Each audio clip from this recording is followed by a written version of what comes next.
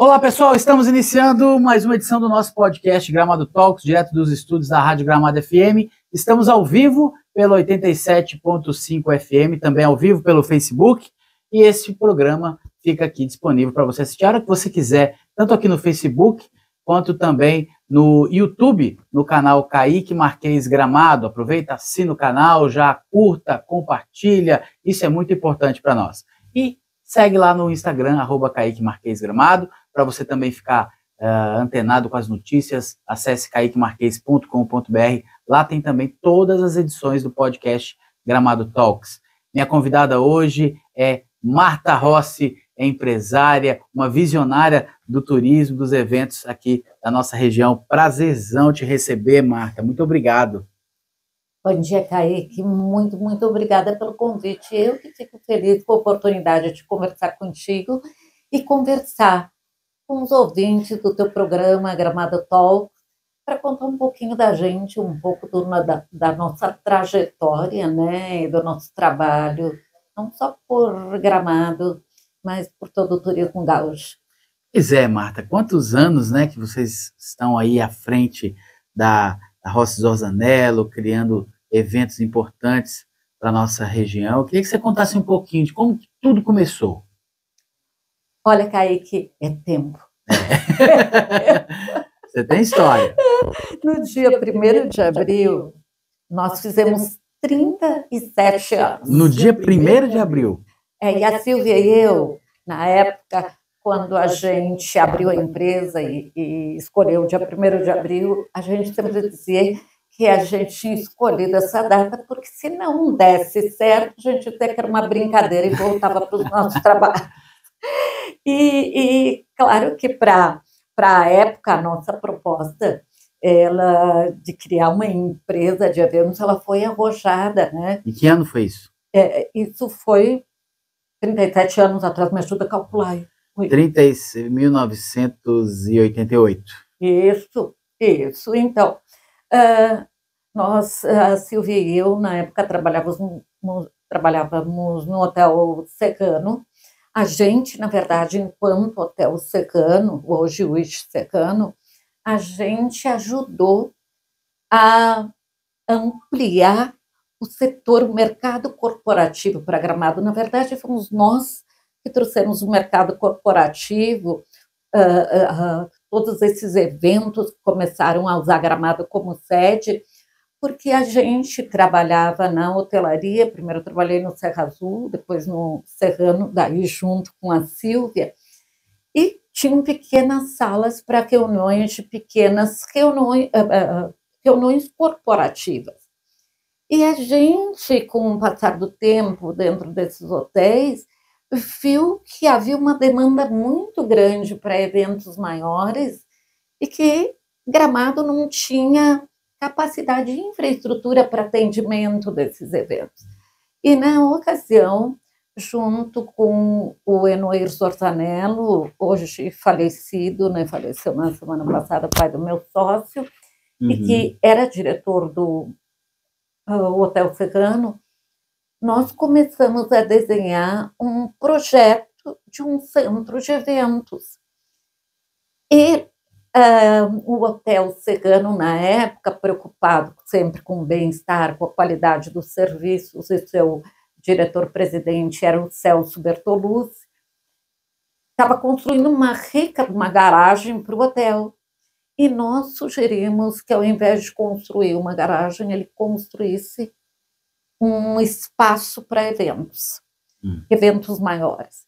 E ele gostou da ideia, nos pediu números e a gente começou a apresentar números para ele, porque eu trabalhava nesse período na área de marketing, apresentar números no sentido de pedidos que a gente deixava de atender por falta de um espaço que correspondesse às necessidades de eventos médios, porque até então se atendia eventos de 200, 300 pessoas aqui em Gramado. E ele se entusiasmou e propôs um desafio para a gente. Eu, como ele era engenheiro, ele disse: em 1 ano eu entrego a obra, mas eu quero abrir a obra com eventos, com todo o centro de feiras fechado até o final do ano. E nós aceitamos o desafio, cumprimos a risca e entregamos, já começamos, abrimos o centro de eventos do Hotel Serrano já em atividades com grandes eventos, que eu sempre troco os nomes que eu te falei há pouco, o primeiro foi do Instituto de Pesquisas Espaciais, foi um congresso internacional, e isso deu uma repercussão bárbara, porque era, na verdade, o primeiro centro de eventos do Rio Grande do Sul. Sim. Foi aqui no Hotel Serrano, hoje o Eixo Serrano. E quando a gente começou a fazer a parte de atendimento e operacionalização desses eventos que a gente captava, a gente se deu conta que todos os serviços para esses eventos, recepcionista, garçons, sistemas de sonorização, enfim, tudo vinha de Porto Alegre. E os custos se tornavam, para quem executava em Gramado, muito mais elevados. Sim. E aí o Enoir, que foi o nosso mentor, sugeriu para mim e para a Silvia, por que vocês não abrem uma empresa para atender estes eventos que vocês conquistaram, diminuindo os investimentos de quem busca Gramado para fazer os eventos. Foi assim que nasceu a Rossi Dortanello. Primeiro, Marta e Silvia Feiras Empreendimentos, até a entrada do meu sócio Eduardo, que daí virou Rossi Dortanello Feiras Empreendimentos. E aí veio o Festures. Como é que veio a ideia do Festures? Tu sabes que nós iniciamos a empresa e como a gente tinha um vasto relacionamento com o trade já, porque eram 2 hotéis maiores que tinham em Gramado, os demais eram pequenos hotéis, pousadas, e a gente tinha um vasto relacionamento com o trade, com a imprensa. E um amigo, jornalista, amigo nosso, veio nos visitar e disse, em vez de ficar atendendo o evento dos outros, por que vocês não criam um evento de turismo nos moldes da ABAV, Associação Brasileira de Agentes de Viagem, que faz até hoje, eu acho que está na 52ª edição eles estão. E eles percorrem o Brasil inteiro e não conseguem chegar no Rio Grande do Sul porque não tem espaço para atendimento. Vocês começam menor e vejam o que acontece depois. E a gente sempre pensou, no dia seguinte nós chamamos, na época foi o Jorge Weber, que nos ajudou a montar o mapa. A gente foi ajeitando pelos conhecimentos, mesmo com conhecimentos empíricos, né? A gente foi ajustando, desenhou um mapa, botamos a pastinha embaixo do braço, saímos no Brasil afora, vendeu Festures. E que começou como festival de turismo de Gramado.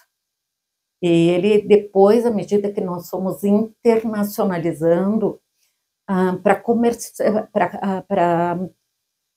compreensão do mercado internacional, era muito difícil a palavra festival de turismo, eles entendiam como uma festa e não como uma feira de negócios. Entendi. E aí a gente, com a entrada do Eduardo e do Marcos Vinícius, que ele iniciou lá na nossa empresa, né, a gente buscou um nome que fosse fácil para pronunciar e que fosse compreensível, de que nós somos uma feira de negócios turísticos.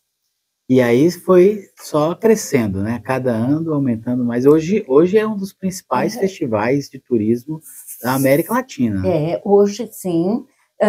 Nós, até pelo nosso entusiasmo, sempre, a Silvia e eu tivemos enquanto hotelaria, antes disso eu trabalhei em calçados ortopé, a gente foi sempre audaciosa e a gente nunca quis trabalhar por trabalhar pelo dinheiro, para se sustentar. A gente teve sempre a visão do legado.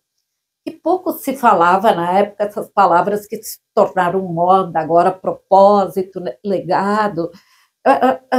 Nós tínhamos isso, era um viés nosso. E até a Silvia, principalmente, porque ela era uma mulher já com um trabalho grandioso na comunidade, com ela tinha participado da criação do Festival de Cinema, da FEARTE e outros tantos eventos que Gramado de expressão que Gramado teve. Então, ela já tinha essa vontade de elevar Gramado e, principalmente, reposicionar o Rio Grande do Sul no mapa turístico nacional. Porque se falava em turismo, tu não saía do eixo Rio-São Paulo em função do corporativo, o Nordeste começava a despertar, e Gramado era já uma pequena referência que chegava até São Paulo, mas não ia além. E nós, olhando o nosso entorno, as riquezas do nosso Rio Grande do Sul, enfim, nós achamos que nós poderíamos ir além.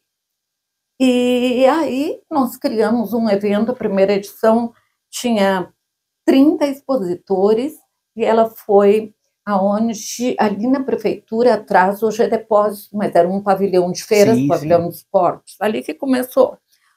Claro que no nosso primeiro momento foi trazer para Gramado os empresários que colocavam um produto no balcão, as grandes operadoras. A nossa preocupação não foi muito com destinos turísticos, não foi muito nesse. Era que Gramado pudesse começar a profissionalizar o turismo, que até então ele vinha de forma espontânea. Esse foi o nosso primeiro. Já no segundo, nós já começamos a olhar o Uruguai, a Argentina, para criar esses laços de aproximação. Já no terceiro, nós estávamos em Portugal. Olha só. Completamente em Portugal e na Espanha, participando da BPL e da Fitur, que são duas das maiores feiras mundiais, junto com a ITB Berlim, para tentar entender como funcionava o mercado internacional, que diferencial nós conseguiríamos encontrar para nos sobressair da ABAV, para poder ter o nosso público, o nosso nicho, embora a indústria turística brasileira é pequena e ela se repete em todos os eventos. Mas nós queríamos criar o nosso perfil. Então, a gente foi aprender nas feiras internacionais. Era muito engraçado, porque na primeira vez que a gente falava achando que o mercado mundial conhecesse o Rio Grande do Sul. A gente falava, porque a gente é do Rio Grande do Sul, e eles perguntavam para nós, acerca de Rio de Janeiro, por exemplo, no mercado espanhol. E aí a gente se deu conta da estratégia importante que a gente tinha nas mãos, que era a proximidade com a Argentina, com o Uruguai, com o Paraguai, com o Chile. Aí nós desenhamos o primeiro mapa, e daí na segunda edição nós já fomos com um mapa, mostrando o Brasil, a América do Sul, o Brasil, puxando o Rio Grande do Sul, e com tempo de distância para cada país. Sim. E mostrar para eles que eles, vindo para Gramado, eles não falariam só com o Brasil e o sul do Brasil. Eles iriam falar com os agentes de viagem da Argentina, do Uruguai. E quando a gente dizia, a época argentina era assim, quando a gente dizia cerca de Argentina, eles não era cerca de São Paulo, não era cerca, a estratégia foi a cerca de Argentina. Eles se deslumbravam e não conseguiam entender que tinha um Brasil desenvolvido no Rio Grande do Sul. E isso foi a nossa estratégia maior, e é até hoje, agora conversando na WTM com o Egito, com a representação do Egito, eles sempre vão para São Paulo com um grande projeto. A gente mostrou para eles o que é uma realidade. Eles em São Paulo falam com o mercado paulista, principalmente. Se eles vêm para o Rio Grande do Sul, eles vão falar o norte, o nordeste, porque o norte e o nordeste começou a se aproximar do sul a partir do Festures. E eles vêm e sabem que nós trazemos os buyers convidados para o nosso evento. E eles sabem que vão falar com a gente, viagem da Argentina, do Uruguai, do Paraguai. Então, a gente mostra a nossa força na América do Sul, na América Latina propriamente dita, né? Sim. E hoje estão aí investimentos em Gramado grandes nesse setor, que foi uma provocação lá no início do... E até nesse feriadão aqui, nós temos dados de que 12% da movimentação é do Uruguai, da Argentina, né, que já nós estamos vendo muita gente aí dos países vizinhos aqui, né? A gente tem visto muito isso. Gramado, Kaique, levou muito tempo. Agora começa a se fazer, não um tempo que eu digo da administração do poder público, que sempre vai em todos os eventos, do empresariado, em fazer provocações permanentes para a Argentina e para o Uruguai, porque na nossa cabeça, e vou te dizer mais, o Peru é apaixonado por Gramado, mas não adianta só ir nas feiras, tem que se fazer um trabalho permanente, porque na nossa cabeça sempre vai falar, a Argentina, o argentino quer praia. Não, existe um segmento grande que não busca praia, busca experiências. E é o que nós oferecemos. É natureza, são as experiências. Então, agora, parece que o nosso empresariado começou a se dar conta da importância e da proximidade que nós temos, né? É isso mesmo. Em trazer esse nicho de mercado para cá. Agora eu te pergunto, como é que foi para você, no auge lá do trabalho, perder a sua parceira, a Silvia? Como é que você se viu naquele momento? Perdida. A gente, porque ela conseguiu, ela foi uma mulher muito forte, meu Deus. Ela é uma inspiração, sempre foi. Sem dúvida. E a gente já tinha, quando eu comecei com ela, uma admiração muito grande por ela, pelo que ela fazia por Gramado. E ela conseguiu realizar uma edição do Ente, realizar uma edição do Festures, né? A última edição que ela fez, eu acho que foi a de 2000, foi quando a gente completou 21 anos, eu acho que foi. E aí anunciamos a próxima edição e eu pensava, meu Deus, porque ela estava assim, no limite já, né? Como é que nós vamos fazer a próxima edição? Eu estou sozinha, porque a gente tinha as tarefas muito bem divididas e a gente se complementava muito. Só no olhar a gente sabia como as coisas iam acontecer. E eu digo, eu não posso me desesperar, não posso me desesperar. Um ano antes da partida dela, ela pediu que a gente levasse para dentro da empresa o Eduardo, que hoje é meu sócio, né? E o meu filho Marcos. Ela disse, Marta, nós temos que preparar nossos filhos, porque a gente não sabe o dia de amanhã. Mas claro que enquanto ela estava junto, eles eram tratados assim como, os guris que estão aí. Os guris. Os guris que estão aí. E a gente não deu a relevância, talvez, que deveria ter sido dada para o momento, e até te confesso da minha parte, né? E até pela preocupação, tudo se focava na recuperação da saúde dela. Bom, enfim, ela partiu e as coisas caíram nas nossas mãos e eu comecei a trabalhar com os meninos. Eu sempre digo, eles foram valentes, porque não sabendo nada, eles encararam os desafios, claro, lá no início, muitas discussões, muitas brigas. E um dia, eu brincando, disse para o Enoir, né? Enoir, tu vem aqui dar um jeito, porque entre o meu filho e o teu filho, eu vou me atirar da sacada. Mas eu não consigo administrar mais. Aí nós resolvemos contratar um consultor que fez um trabalho conosco durante 3 meses. E eu digo isso com muita humildade, sabe? Ele fez uma avaliação nesses 3 meses de cada um de nós. E ao final, ele apontou os defeitos do Marcos, apontou os defeitos do Eduardo, apontou os meus defeitos, do Prat e do próprio Enoir, que fazia parte, né? Mas finalizou dizendo assim,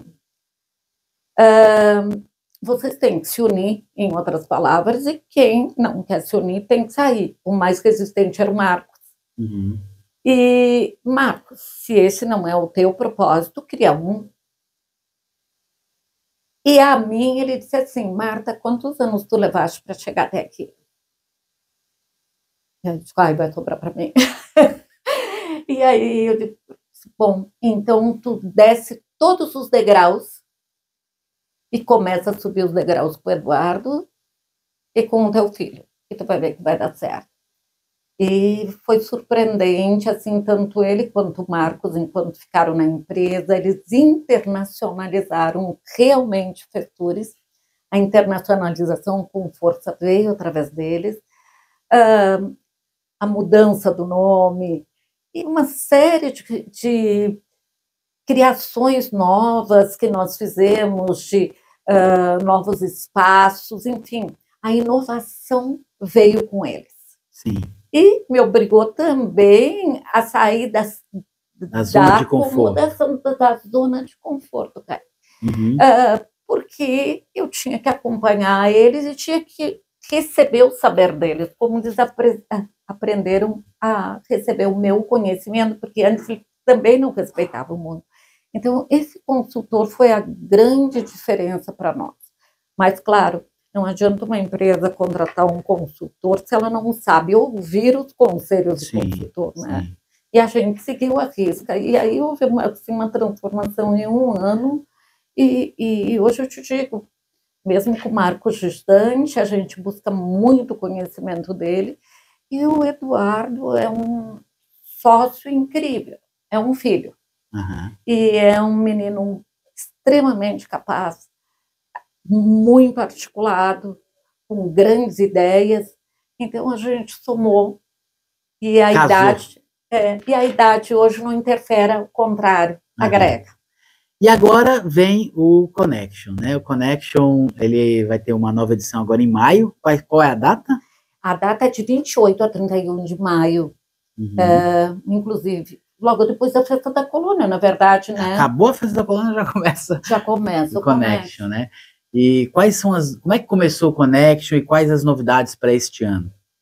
Bem, o Connection é também um grande filão que nos foi entregue nas mãos como um desafio, mas é um filão riquíssimo e que trabalha o turismo, porque a transversalidade do turismo, ela permite que a gente alcance todos os segmentos da economia, e o turismo serve como uma alavanca para esses segmentos. Então, o Connection Terroirs do Brasil, que veio como uma proposta do Sebrae Nacional, que queria, no pós-pandemia, alavancar este segmento de produtos com identificação geográfica e identificação de procedência, que é um selo que dá a garantia, que agrega valor àquele produto. Quando ele tem indicação geográfica, está se falando do território, da terra, de uma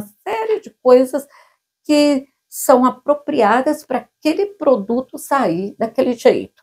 Por exemplo, vou te dar, a erva que tem certificação, a primeira erva a ser certificada não foi gaúcha, foi lá do Paraná, e que esteve no Connection nas outras duas edições e vai estar agora. Machadinho conseguiu, no ano que passou, a certificação da erva. Então, essa certificação ela agrega valor ao produto. E o que aconteceu?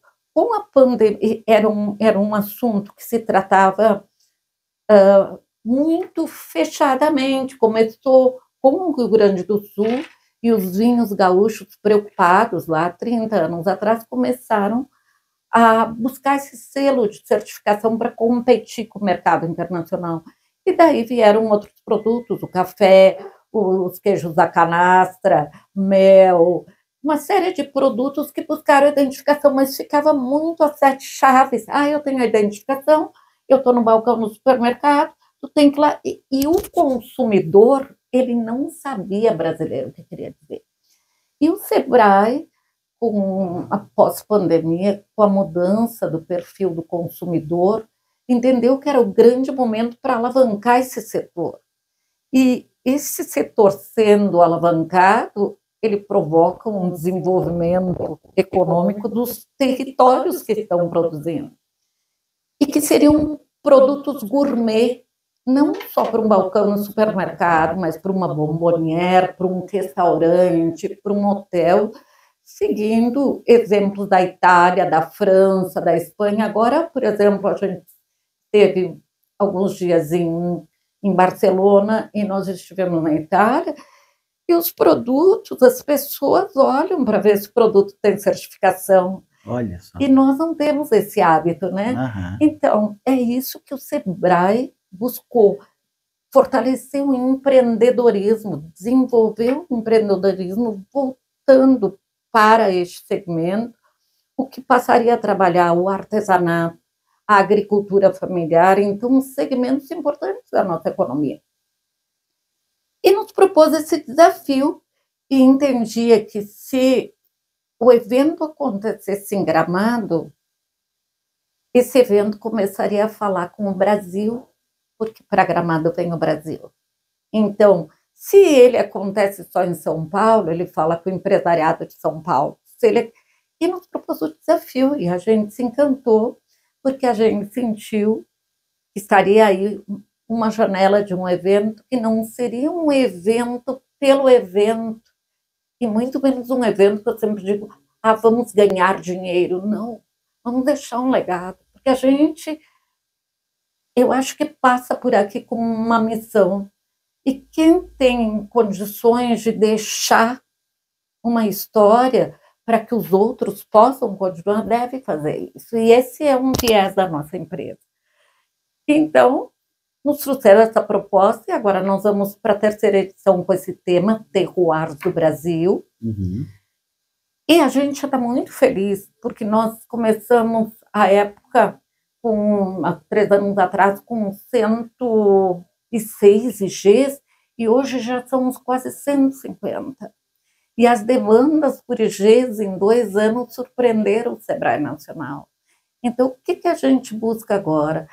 Que isso seja de conhecimento público, para que quando tu for no supermercado, tu saiba escolher um produto que te dá uma certificação de qualidade, que ele pode ser de procedência ou pode ser de origem. Uhum. Então, é isso que trabalha o Connection, e mais a agricultura familiar gaúcha, que nós anexamos, e os produtos prêmios que a gente tem.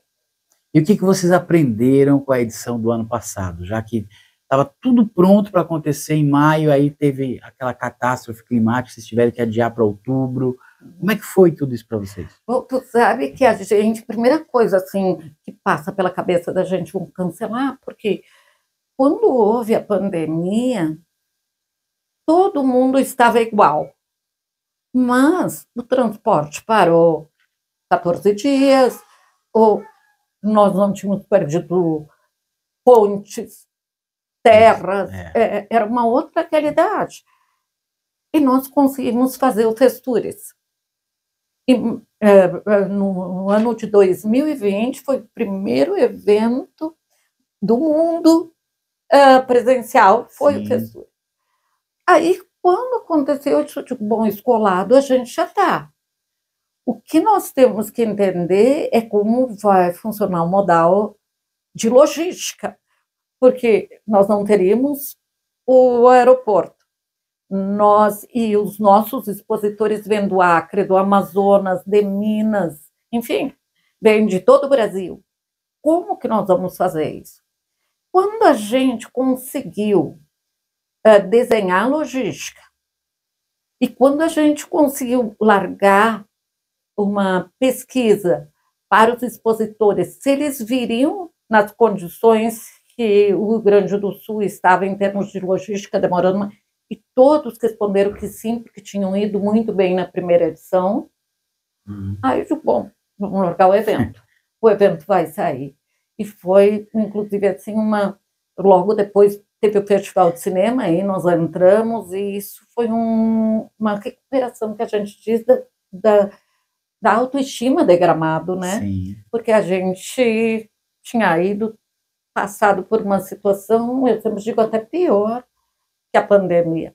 Porque a pandemia teve um tempo e as pessoas começaram a ver, mas com as enchentes, foram-se as casas e as pontes e o Verdade, aéreo, né? é isso aí. Marta, eu tenho que te perguntar, por que que o Chocofest acabou?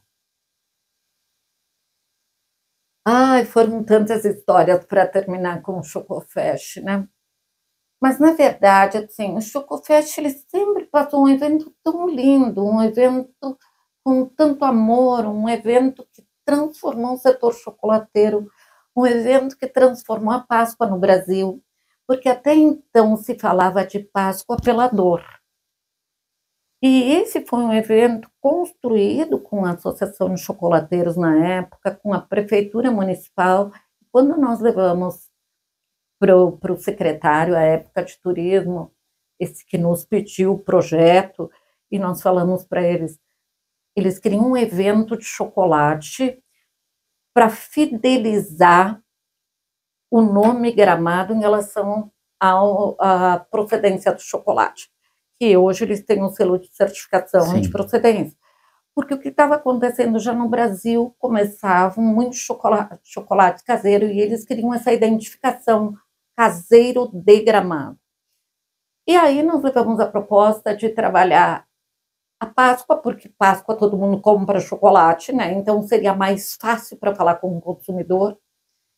Falar com a criança, que é a criança quem fideliza a marca, e a criança ia condicionar o pai, e contar a Páscoa colorida, porque a Páscoa, na verdade, ela tem uma infinidade de símbolos, ela tem mais símbolos que o Natal, muito mais. A Páscoa dá para trabalhar N símbolos.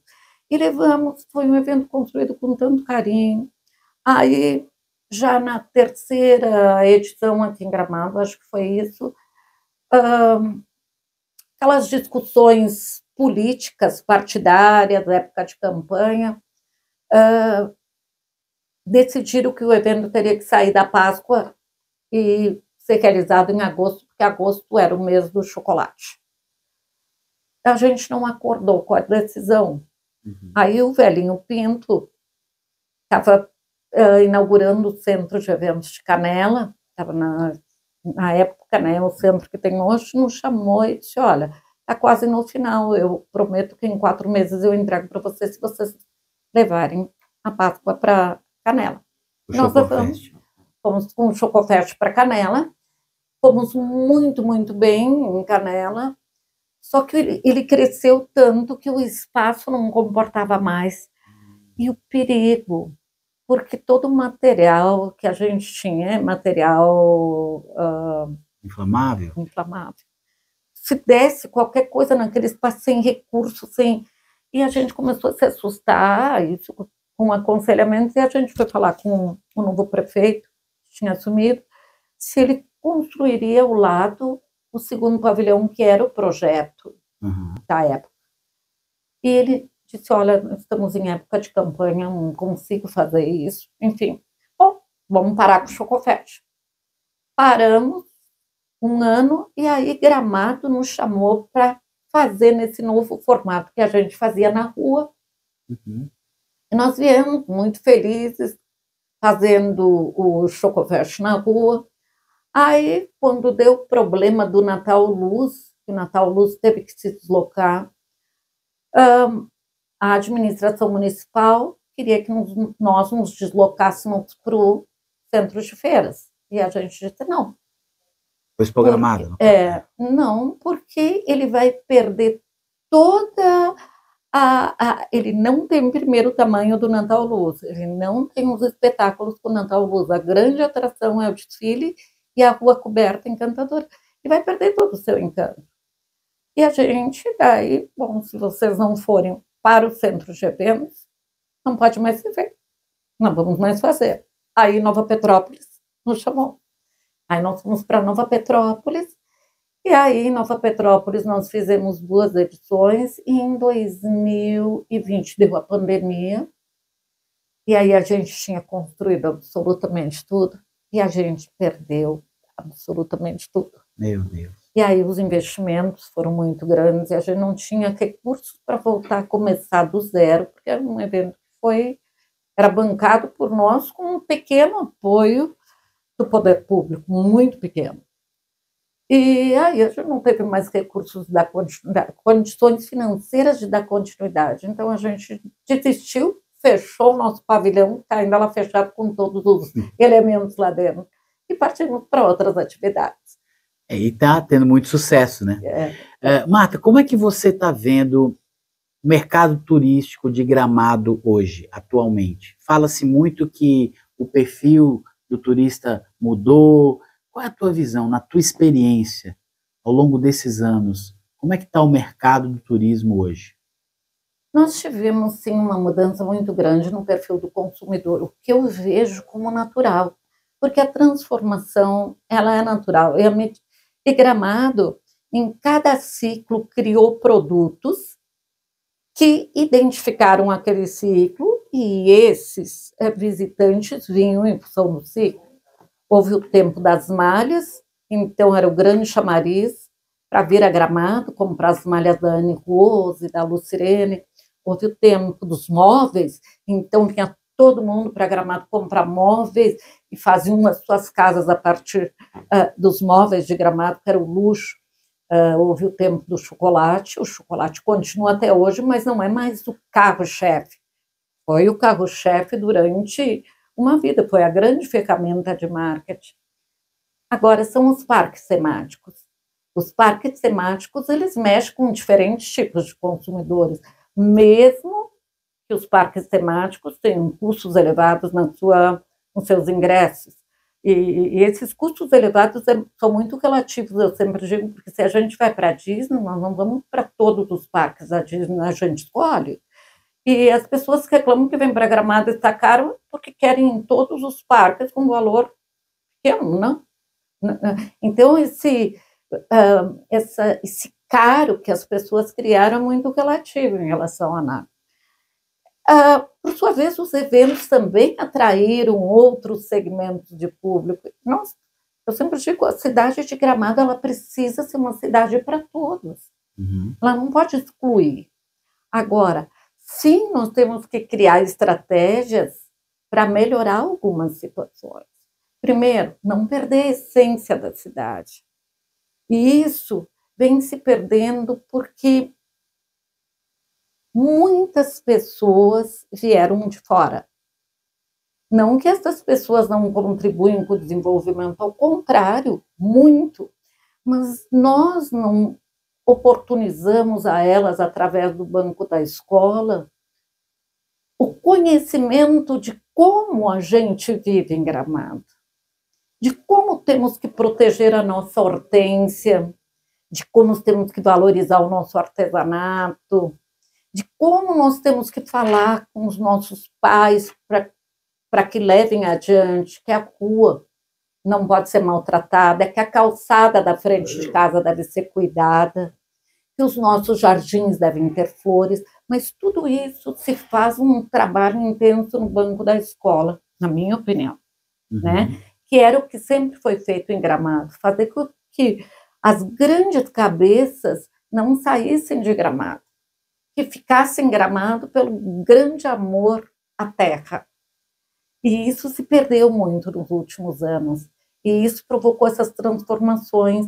Então, não excluir quem vem, abraçar quem vem, mas abraçar e tratar essa pessoa que vem como se ela fosse da casa da gente, e não como se ele fosse um estrangeiro que vem tirar o nosso trabalho. Ao contrário, bem-vindo à nossa casa, traz o teu conhecimento e nós vamos te ensinar como trabalhar aqui. Então, eu acho que isso faltou muito, foi um lapso que deu nesse período em Gramado, até pelo desenvolvimento acelerado que a cidade passou, não deu tempo. As coisas foram crescendo tão rapidamente que não deu tempo de fazer, eu sempre digo, o serviço de casa. E que agora a gente sente um movimento forte nesse sentido para fazer esse trabalho. Marta, eu quero te agradecer mais uma vez por ter vindo aqui, né? Se desse, a gente ficava aqui a tarde toda conversando, porque falo demais, né, Kaique? Não, mas você tem histórias muito ricas para contar, a sua experiência, é muito bom te ouvir, né? Então eu te agradeço pela oportunidade e quero te dizer que as portas estão abertas. Sempre que quiser, estamos aqui. Olha, eu que tenho que agradecer, Kaique, porque falar um pouquinho da história da gente sempre é bom, né? A gente mata a saudade das pessoas que passaram pela vida da gente no momento que a gente faz reflexões, a gente também aprende, porque a gente erra muito também, né? No processo, na jornada, a gente contribui para muitos deles, né? É isso aí. Muito obrigada. Eu que te agradeço. Bom, gente, eu quero desejar a todos uma Páscoa abençoada na presença do Senhor Jesus, que é muito bom a gente comer chocolate, mas a Páscoa é Jesus, é o sacrifício que ele fez por nós, é a ressurreição. E então, uma feliz Páscoa para você, um bom feriado, que todos prosperem, né? Tenham paciência no trânsito, vai ser difícil, desafiador, mas é necessário para movimentar nossa economia, né, Marta? Verdade. Feliz Páscoa para todo mundo, né? Feliz Páscoa e a gente volta na terça-feira, ok? Obrigado.